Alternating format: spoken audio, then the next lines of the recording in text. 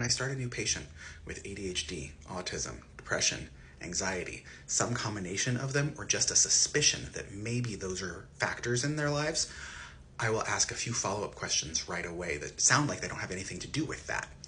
Gut health is the first one. How's their digestive system? And almost across the board with those 4 high flyers, there's some kind of gut health problem, even if it's well managed now through dietary choices. The second thing I'll ask about is skin health. Eczema, psoriasis, rosacea, dermatitis, chronic acne, things like that just don't quite want to clear up, that are different than your cohort, even chronic athlete's foot.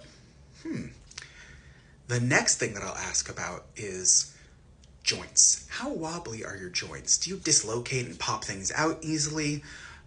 Do you bend in ways that most people don't? Or do you just sprain your ankle walking down the street sometimes because it's so floppy? Are you double jointed?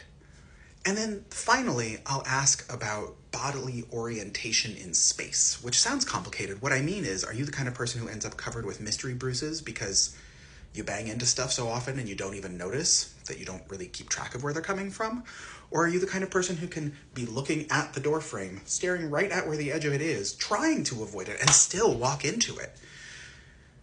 If so, what I'm trying to rule out with all of these questions is, first and foremost, Ehlers-Danlos syndrome.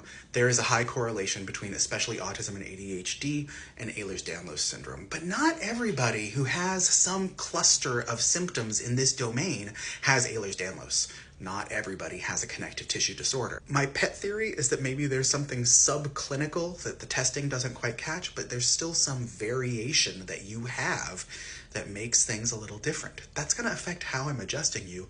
It's going to affect how I'm taking care of you in general, what kinds of home care I'm going to offer you, where I'm starting you in terms of the intensity of the work that we're doing. If you have joint laxity, I'm not going through your joints like a lightning bolt. I'm going through your joints like a feather. That makes a big difference, and it makes the people who I take care of in this way feel safe because they get that I get how their body works. And that's ultimately my goal, is to take care of people in a way that makes sense to them so that their bodies feel seen, respected, and safe.